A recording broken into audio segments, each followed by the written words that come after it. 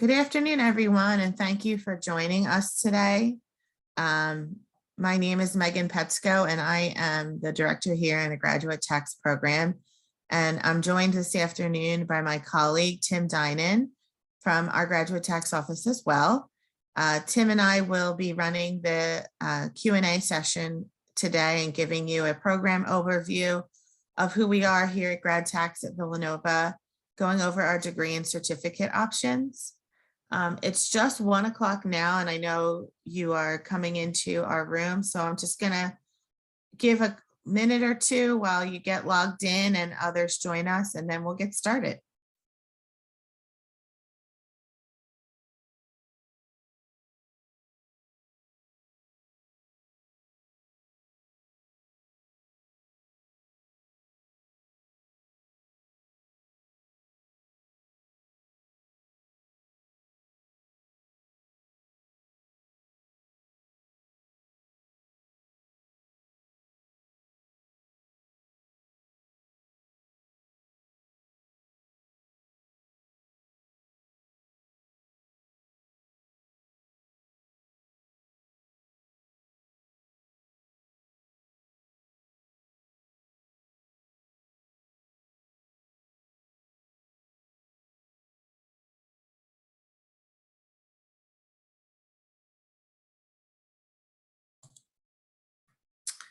Okay, well, I'm going to kick things off.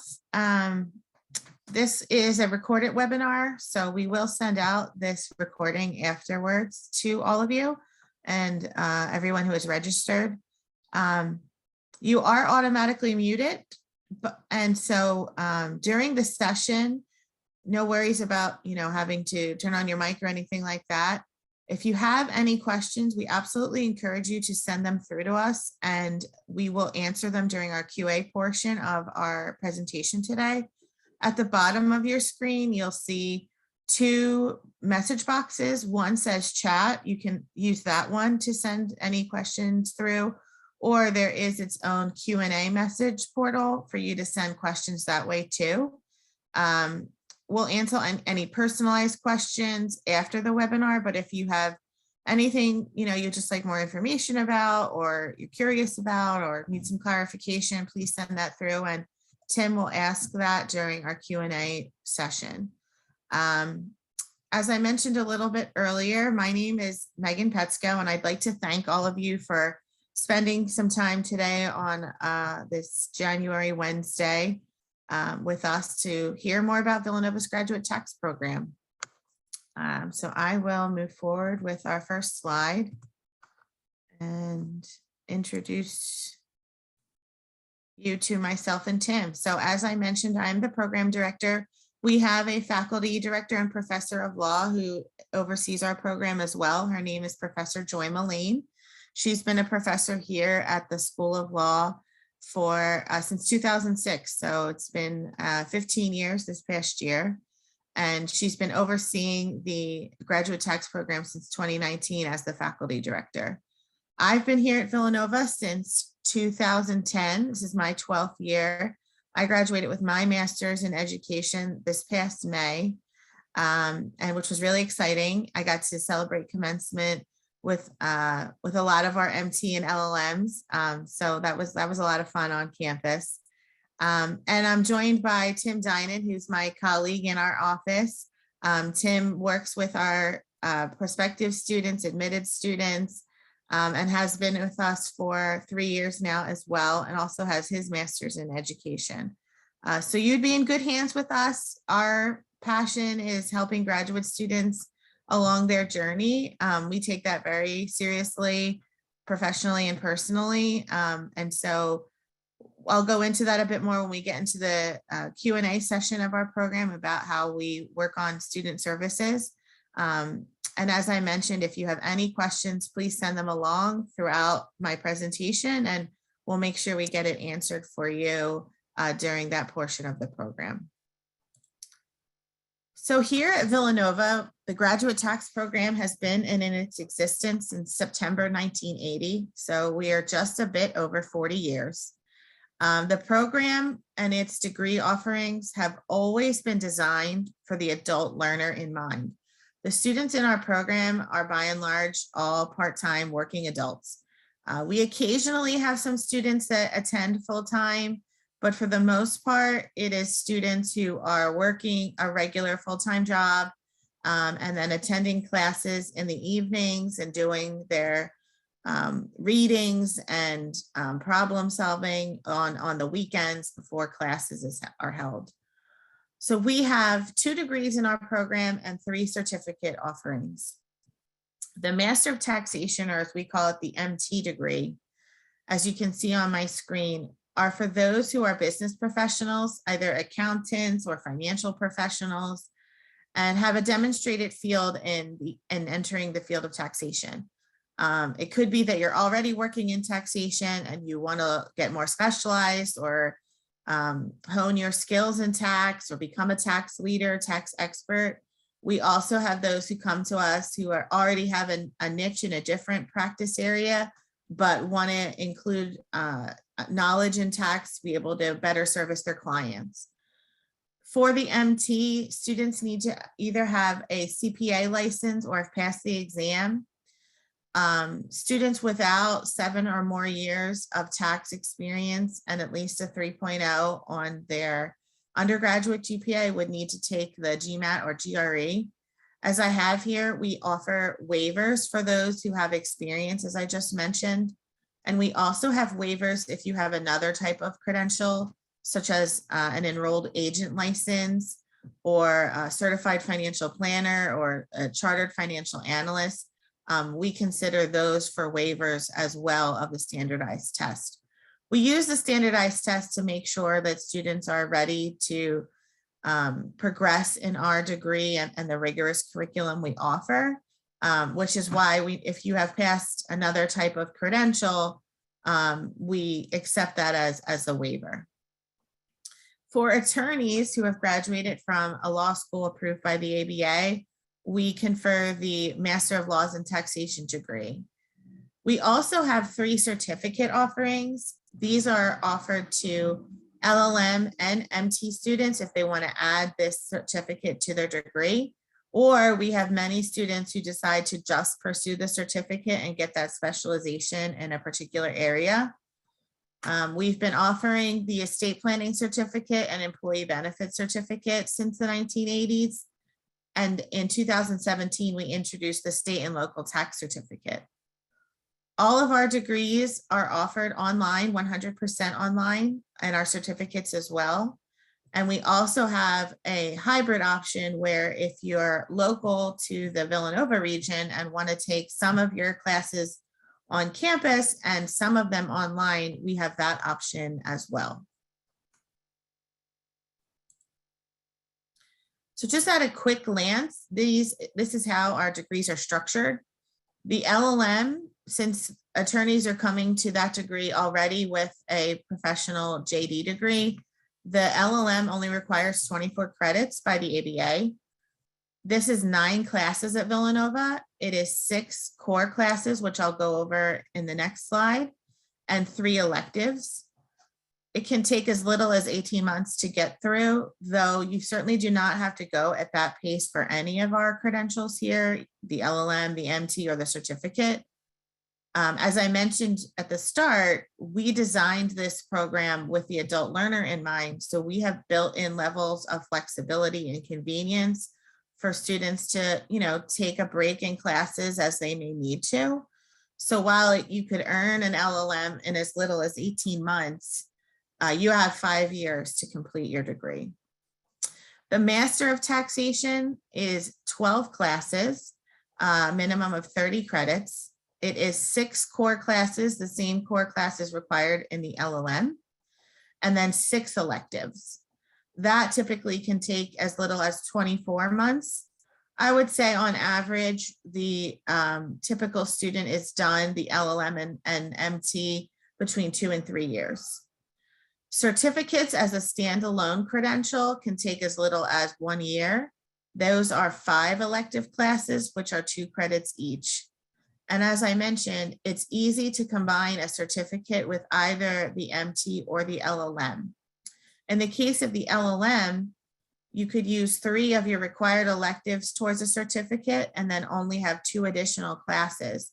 So if you were interested in pursuing an LLM with a specialization in estate planning, you could complete 3 of the estate planning classes as part of your LLM and then stay on for 2 more classes to complete the estate planning certificate. With the Master of Taxation, you can fit all 5 of a certificate's electives within your 6 class elective requirement. This is a sample course map we've put together to show you how students can move through the program. The dark navy courses are all of our core classes: Survey of Tax, Federal Tax 1, Federal Tax 2, Taxation of Corporations and Shareholders, Partnership Taxation, and Professional Practice and Tax Procedure. The first 3 classes, Survey of Tax, Tax 1, and Tax 2, are typically taken in sequence as they make up a lot of prereqs for other electives as well as the other core classes.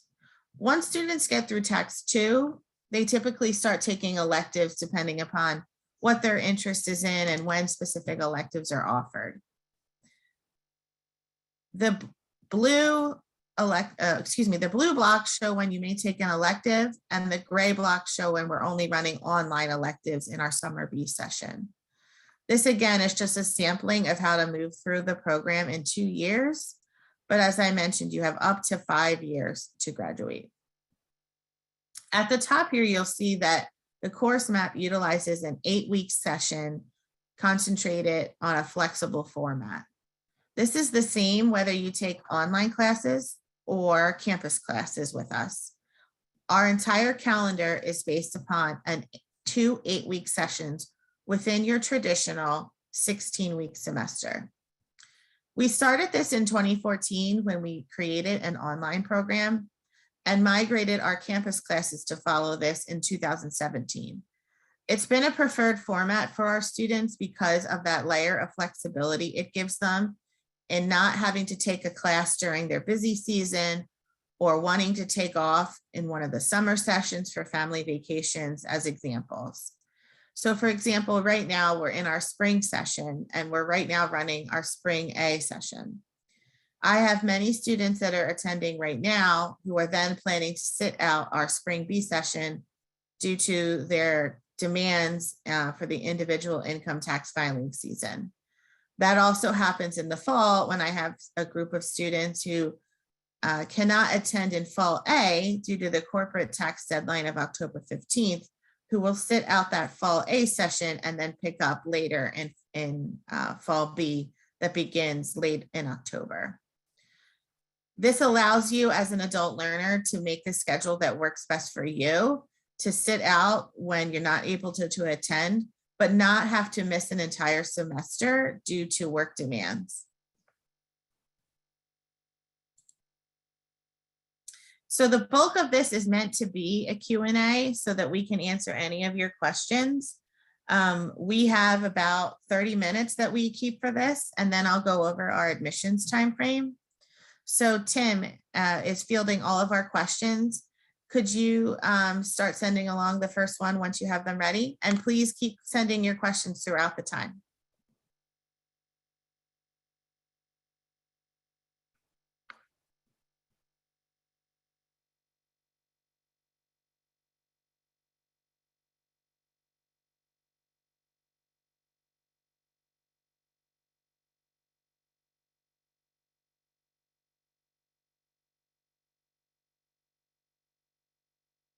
That's a great question. So our certificates and our degree options are all they're all charged the same rate. There's no difference between the certificate costs and the degree cost. That's primarily because the classes switch between both options and they're taught by the same faculty and they consist of the same pedagogy and content as our degree electives and degree courses have. The cost for this year and for next year is remaining the same. We're not doing a cost increase. The tuition is per credit and it's $15.50 per credit. Villanova does offer a payment plan so that and we have this a lot of times, many of our students are using employer reimbursement. So they'll use the payment plan to make smaller payments and then receive their employer reimbursement at the end of a term. And then that helps them pay for the next term and so on and so on. But there's no cost difference between courses in the certificate and courses in a degree. You know, a lot of times we have students who start the degree and then decide, you know, I think I want to come back for a certificate, and then some of their degree courses can transfer, and vice versa. We've had students who do the certificate and then decide, you know, I'd really like to get the MT, and then they're not repeating all of those elective choices. That was a good question.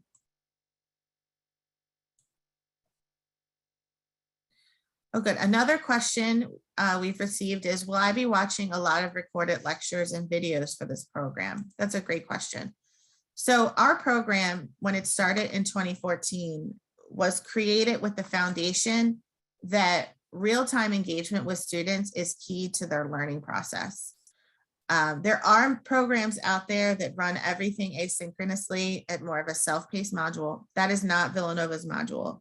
If you're interested in more of like a self-paced, you know, asynchronous approach, we totally understand that, but that is not our format. So every week you will have a live session with a faculty member.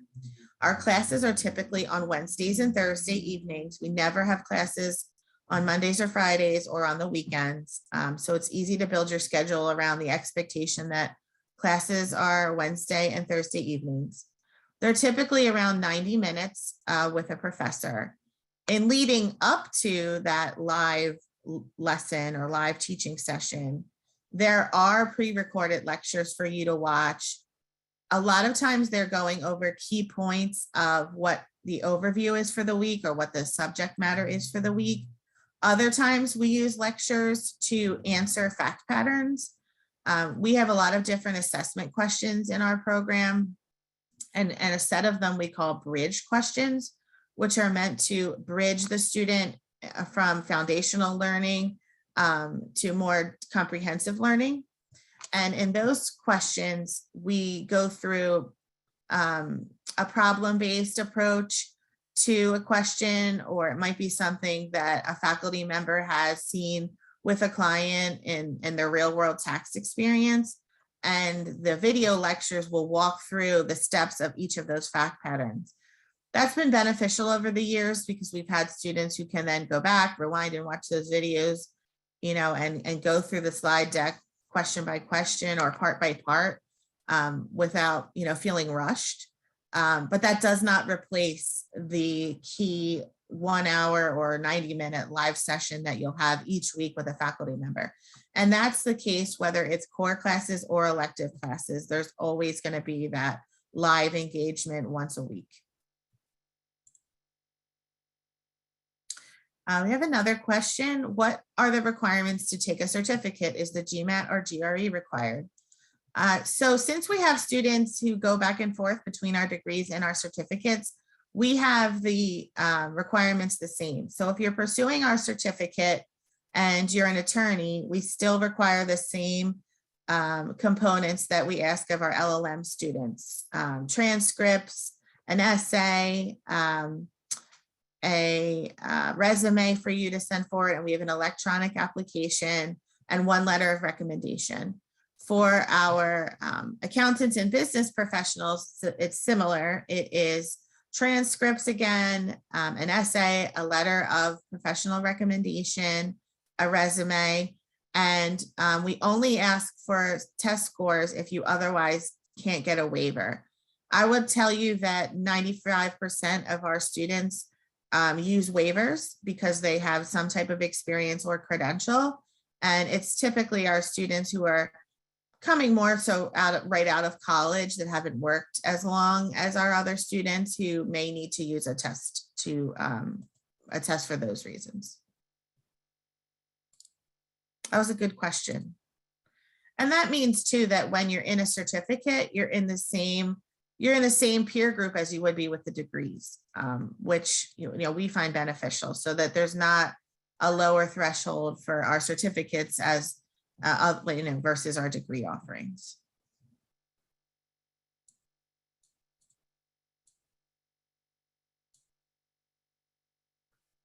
Are there any residency requirements for the online format?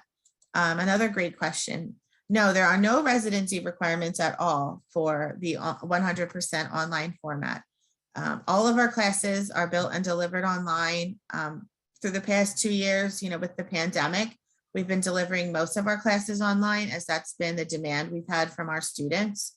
The majority of them have not wanted to commute to Villanova, as they're not commuting for their jobs right now. They're working remotely. And so we pivoted and made more of our classes available online. We're slowly inching to having, campus classes again. We did in the fall, and we do right now in spring, and we'll be offering more again this summer. But that's only an option if you live in the area. You are never required to come to Villanova for a weekend stay or any kind of residency. You're always encouraged to visit campus if it's within your means, especially at commencement. I think coming to commencement is such a wonderful culmination to your achievement, your sacrifices you've made while you were in school. And it's just such a wonderful celebration on campus. But otherwise, you're not required to travel to Villanova for any part of your degree.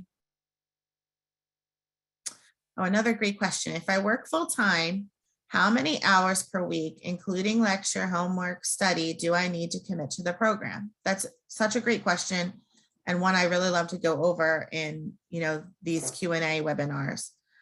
So it depends upon if it's a core class, which is 3 credits, versus an elective, which is 2 credits. The 2 credit classes, you're going to spend less time, as you would imagine, than the 3 credit classes, which are more demanding. On average, our faculty director typically quotes that with everything combined, reading and watching video lectures and attending class, an elective class is probably about 10 hours. And then a core class, which is, a bit more demanding, would be probably closer to 12 to 13 hours a week. I would say that certainly increases when you're leading up to the finals week.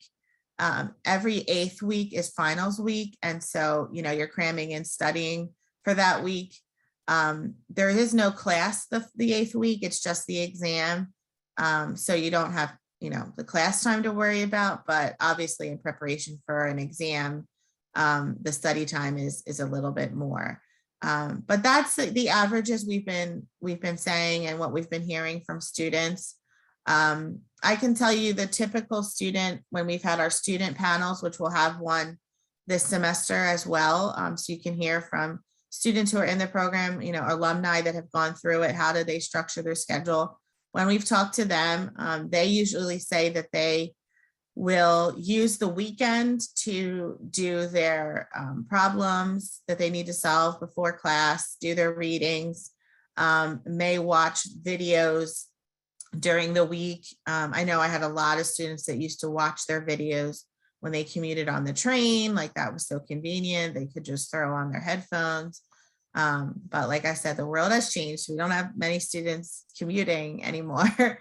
But they'll save like video watching for during the week, to get ready for their class, but they'll do their readings and any of the questions you need to solve before class over the weekend. On the weekend, there's also a weekly assessment that's used in every class. Typically, those make up about 30% of the grade, and they're given so that you can get a feel for, the material you're learning each week, and then also a feel for how you're doing in your class, and not waiting until the very end and having no idea of, how am I doing in this class? I know for any lawyers who are out there, that is very common in law school, that there aren't any, assignments or graded assignments anyway until the final at the end, and that's 100% of your grade. So that is not how this is structured. The quizzes give you a standing of how you're doing, and typically 1 to 2 quiz grades are dropped before they're added to the weighted calculation. But yeah, that's a rough average of what you can expect as a student. Thank you for your question.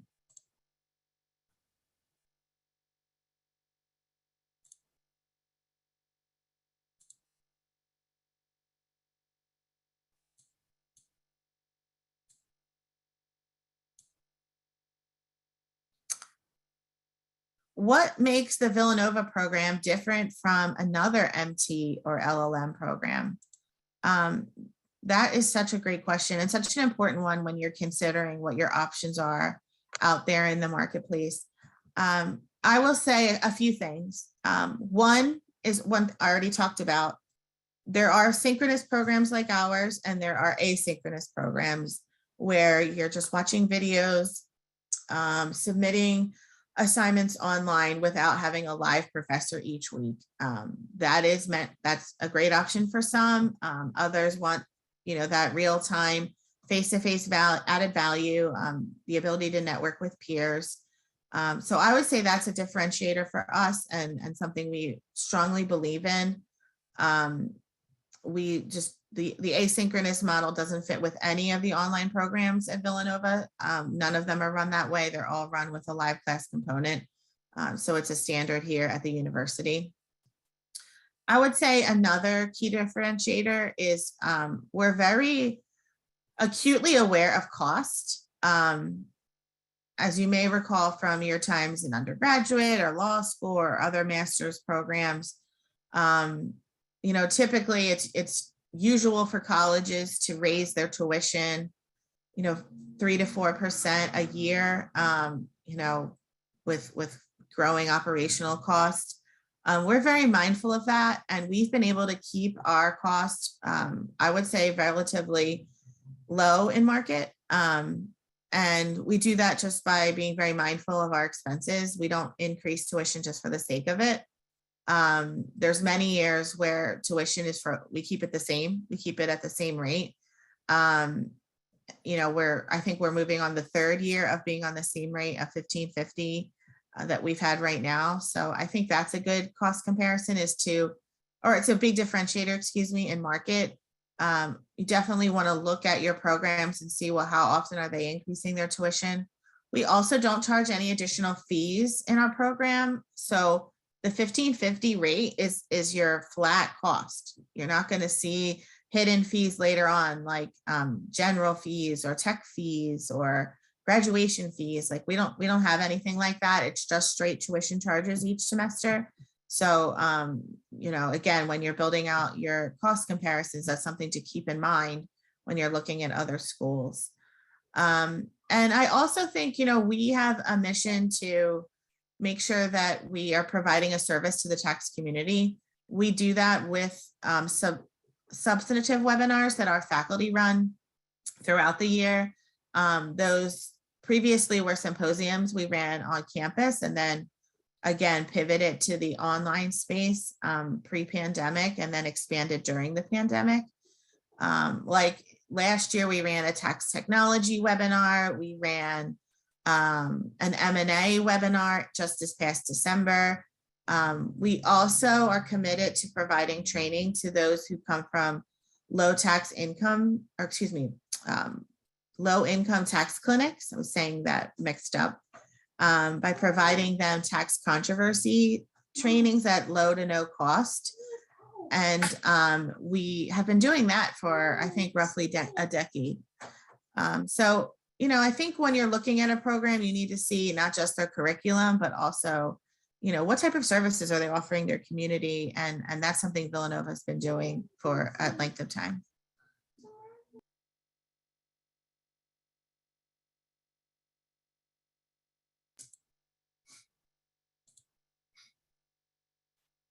This is a great question. If I work hard and smart, is it possible to earn straight A's, good grades? Great question. And absolutely, yes. This is a question I receive in a similar way from attorneys over the years who are used to, again, the grading structure in a law school where there is a curve, but there can only be so many A's in a class. No matter how hard you may work, they can only award so many A's. So that's not how our program is structured. There is absolutely a curve in grading, but the curve is only meant to benefit the students. It's never used to penalize. And so, yes, there's many students who graduate with very strong GPAs, who put the work in and do well in the program. That's why we have so many level sets of what's measured, like class participation, completing your non-graded assignments, completing your quizzes, which I was saying we drop 1 or 2 of the lowest scores. Of course, the final exam is always the largest portion of a grade, but participating in class and adding value to discussion with your peers and your faculty, and just being a good student, a good classmate, all factors into how well you do in the program. On the other side of that, our classes are very challenging. Some of our core classes can be very difficult and rigorous, especially our corporate tax class and our partnership tax class. The minimum GPA you need to earn in the program is a 2.67, which is the equivalent of a B-. When a student has fallen below that threshold, this is where our attention to student services really comes in. I work with those students one-on-one and create an academic plan. We meet each session to talk about what's the next best step in terms of what classes to take when, what to avoid during busy season that's going to be, or another time that's too demanding for them, and really just do close monitoring and sending positive notes during the term. And the majority of students turn that corner and graduate successfully. You're never going to be on your own in the program, especially if you have any academic struggles. We will be there to, create a plan for you, set you up with a peer if you need some mentoring, open up dialogue between you and your faculty member if that's needed. But if we admit you to this program, that means we know that you can be successful in the program. And we will do what we need to from a service point of view to make sure you have the resources that you need.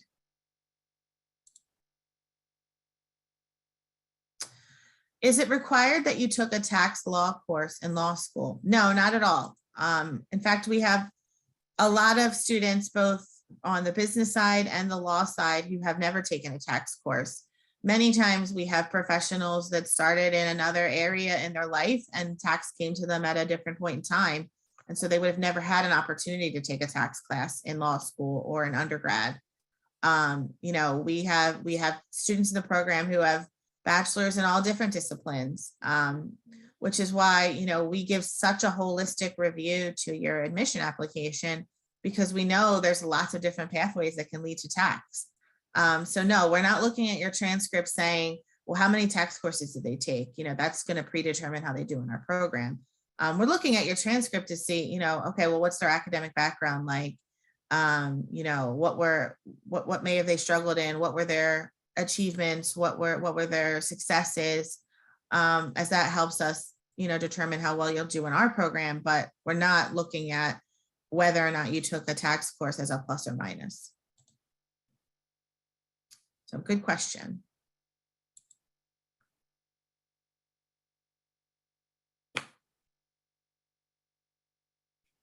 And I'm just looking at time. We still have time for about 10 more minutes. So feel free to keep your questions coming in.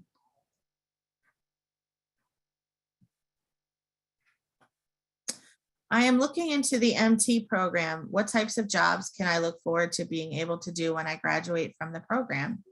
Another great question, and so appropriate for right now. I am getting so many job opportunities from our alum and faculty right now. I guess firms are just booming with opportunities. So there's many avenues that our students explore upon graduation. We have a lot of students who are at Big Four firms. or strong regional accounting firms. We have students that go into law firms of all sizes, big law firms, small boutique firms. We have a lot of solo practitioners. We have students that, go into clerking, for the tax court, for lawyers, and we have those that get into tax compliance, who work on M&A transactions. State and local taxation is a huge area where we're seeing our students go into as associates. Really what we will do is if you have a particular path you're interested in, you can set up a meeting with our professor of practice, Michael Sams, or our faculty director. We also have career strategy offices in place for lawyers and our business professionals that you can set up and get resume and coaching help. But if there's a particular career that, you're specifically interested in, like you want to get into estate planning work when you're finished, we have those connections that we can set you up with upon graduating or leading up to graduation, so that, you can network with the right people. Is there an application fee? There is an application fee. There's a $50 application fee. However, we issue a waiver for anyone that attends our webinar. So Tim will send out the recording of this webinar along with an application fee waiver code. And you can put that code in on your application and it removes that $50 fee. So thank you for attending today. Are there student loans available for the LLM and certificate programs? Another really great question. Thank you for all your great questions, by the way. This is always why I love running a program QA webinar, because we get so many great questions from the group that, are different every time, which is why we offer one of these every semester. Yes, there are federal loans available for the LLM. If you combine the LLM with a certificate, yes, you can use financial aid student loans for those as well. There is not financial aid loans available for standalone certificates. So if you're going for the certificate by itself, the federal student aid does not allow federal direct loans to be utilized for those. But if it's in combination with a degree, then yes, you're able to use student loans to finance your degree with a certificate at the same time. There's a few thresholds you have to meet that are requirements for it. In terms of enrollment, you have to be enrolled in a degree. So it has to be either the LLM or the MT. And you have to be enrolled at least 4 credits during the semester in order to be eligible for a federal loan. And we actually did a really great webinar with our financial aid colleagues in December, which is available on our website, but we can also send that out as part of our email to our registrants, is this webinar as well as our financial aid webinar, because it's still very relevant and timely. And it's with our financial aid director and counselor, and it was really beneficial. And they went over a lot of points on just breaking down the confusion around financial aid and student loans.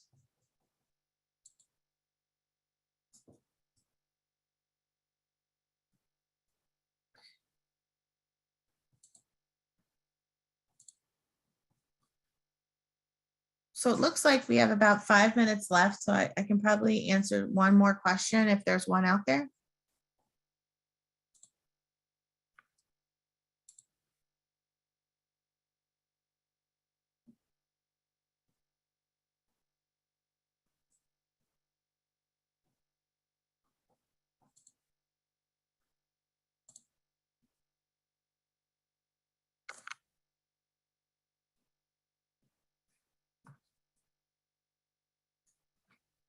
Oh, there is one more. Are there any requirements to be online at a certain time of day? Good question. Getting back to our live, how we run our live class sessions. So all of our classes run in the evenings. We don't offer any like daytime classes or no weekend classes, as I was saying earlier. Usually they run at 7:30 or 9 o'clock p.m. Eastern time. That would be the only time that you're required to be online is for your class. We don't usually run classes any earlier than 7:30 as we have students across the country, Central, Mountain, Pacific time. And so we try to be mindful of not making them earlier than that time frame, so that we're respectful of everyone's schedule. We try to also then merge that with not getting too late for those on the East Coast. So we've been sticking with the 7:30 and 9 o'clock, 7:30, 7 o'clock time frame since our program in online inception. So since 2014, we've been doing that. For campus classes, we usually run them at 6 p.m. in the evening on campus. But that's the only difference is 6 p.m. typically, 6 or 6:30 on campus, online between 7:30 or 9, nothing later than 9 Eastern time at night. But those are the only times you're required to be online. Otherwise, it's up to you when you want to do your assignments. We open a window for exams. We open a window of time for assessments, so that you can sort of schedule that around what works best for you. Again, that's part of that flexibility and convenience. And yeah, we really are fortunate. We've created a really strong network of students in our program, as well as our alums. We've had alums now that we've gotten some time in the program, with this running for almost 8 years now. We've had alums come back who are teaching in our program, who are well-established tax practitioners themselves. And so we have 1 or 2 of our LLM, actually, I think we're up to 3 LLM alums teaching, and we have, I think, 5 or 6 of our, and I mean recent alums. We have long-term adjunct faculty that have been teaching in our program that graduated many, many, many years ago. But we also have recent MT alums teaching as well in our state and local courses, in our foundational courses. So we're lucky to have such a robust community. That's what keeps us drawn to, always looking to improve more and creating more opportunities for engagement and access. And there is I got one more question. What about scholarship opportunity? Well, there is scholarship opportunity. So thank you for asking that question. We don't yet have the applications ready, but they will be made available the end of this month. There will be scholarships available starting in the summer. Typically, our scholarships are applied. We only usually have a handful, but there is an application process for that, and they're utilized towards the cost of the first semester. And we will broadcast the information about scholarships once it's been finalized by our senior leaders, and then get it out regarding the summer start. So actually, that's a good transition for me to make to our final slide, talking about summer start, is our admissions time frame. So when you receive the recording of this webinar, you'll also receive the financial aid recording, as I mentioned, and then we'll also give a breakdown of our admission process and these key deadlines. Right now, we are working on our student intake for this coming summer 2022. Our deadline is April 1st, and we start our summer classes May 9th. That's the same date that we'll start campus classes as well as online classes. They follow the same exact calendar, so that it's easy to move back and forth between campus and online classes if that's the path that works best for you. As I mentioned, Tim will send you the fee waiver code in the email you received this week, so that you can use that on your application. We pride ourselves in getting decisions made in a quick turnaround time. It's usually 7 to 10 business days upon submission of your completed application. That means all of your supplemental items, transcripts, and the electronic application itself. There is an admission committee that reviews these decisions. So at times it can take a little bit more than 10 business days, but usually the turnaround time is about a business week or so. And our program start dates, as I mentioned, we're going to start summer May 9th. Right now we're in our spring session, and not too far behind summer is our fall semester, which will begin August 29th with fall A.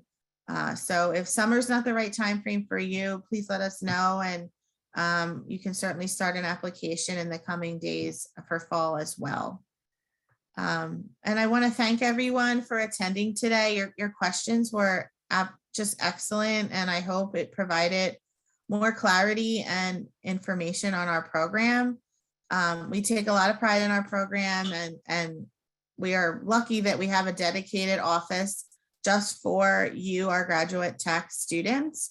You're never going to be, having to work with different graduate student offices at the university or hand it off to a different group.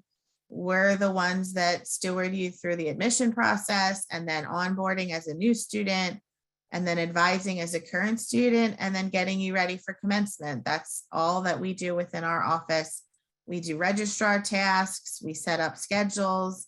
So I'm really fortunate that we have that support from our School of Law, and that we were able to structure our office that way, as I feel that's the best plan and the best service to offer to adult learners in particular.